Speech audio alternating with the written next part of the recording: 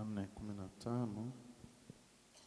imeandikwa kwamba ambao waliposhuka wakawaombea, anzia 14. Na mitume waliokuwako Yerusalemu waliposikia kwamba Samaria imelikubali neno la Mungu, wakawapelekea Petro na Yohana, ambao waliposhuka wakawaombea wampokee Roho Mtakatifu. Kwa maana bado hawajawashukia hata mmoja wao, ila wamebatizwa tu kwa jina lake Bwana Yesu. Amen. Bwana asifiwe. Ule mstari wa 17 unasema, ndipo wakaweka mikono yao juu yao, nao wakapokea Roho Mtakatifu. Yaani haihitaji gharama, haihitaji gharama. Ndio sababu mimi naamini Roho Mtakatifu anatoka kwa Mungu, lakini sisi tunaweza tukaweka mikono kama mashahidi tu, kama mashahidi tu. Unaona kwamba Samaria ililikubali neno. Baada ya neno kuhubiriwa, watu waliposikia wakalipokea. Mitume wakapata habari, wakasema Samaria, kumekucha. Huko Samaria kumekucha, watu wamelikubali neno. Biblia inasema hawa watumishi wa Mungu akina Petro na Yohana walipopata habari wakasema twende huko, twende huko. Wakaenda. Walipofika huko wakawaona wale watu walikuwa wameokoka, maana walilikubali neno, lakini hawajajazwa Roho Mtakatifu. Hawajajazwa Roho Mtakatifu. Sasa lazima wajazwe, lazima wajazwe, lazima ujazwe, lazima ujazwe. Yani iko hivi, ukiona Mkristo yoyote mwenye maisha ya ajabu ajabu, yani maisha yasiyonyoka ya kiroho, ana namna ya kuchanganya changanya. Ukiangalia vinavyomkamata wala sio vya sababu ya kimsingi.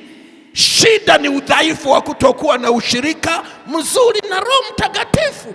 Lakini ukiwa na ushirika mzuri na Roho Mtakatifu, anakupatia kupambanua kwamba haya yaterekeze, ambatana na haya.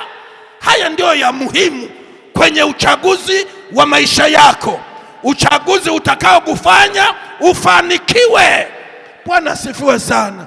Sasa unakuta mtu anachagua vitu vinavyomkandamiza, vinavyozuia neema ya aina mbalimbali ya Mungu juu yake, ndivyo anavichagua.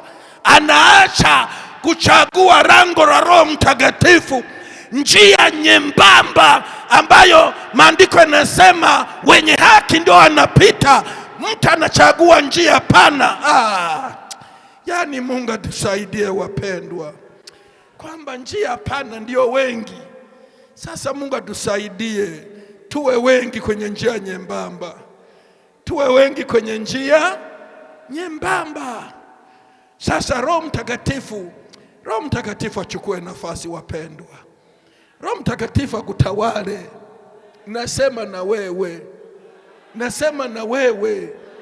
Yani Roho Mtakatifu apate nafasi ndani ya maisha yako.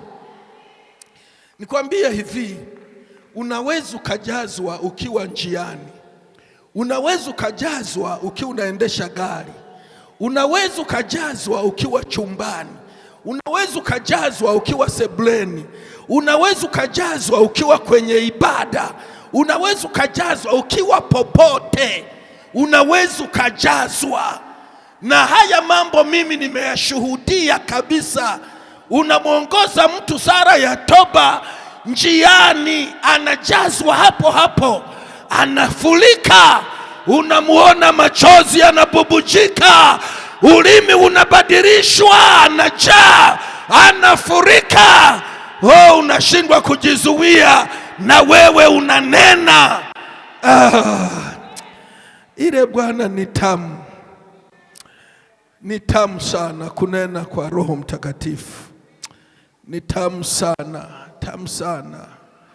Na kuambia ile wanayosema habari ya mjini kwa kanisa ni kujazwa Roho Mtakatifu. Bwana asifiwe sana. Kwa hiyo ndio habari ya wapi? Ya mjini, kunena kwa lugha. Hiyo najua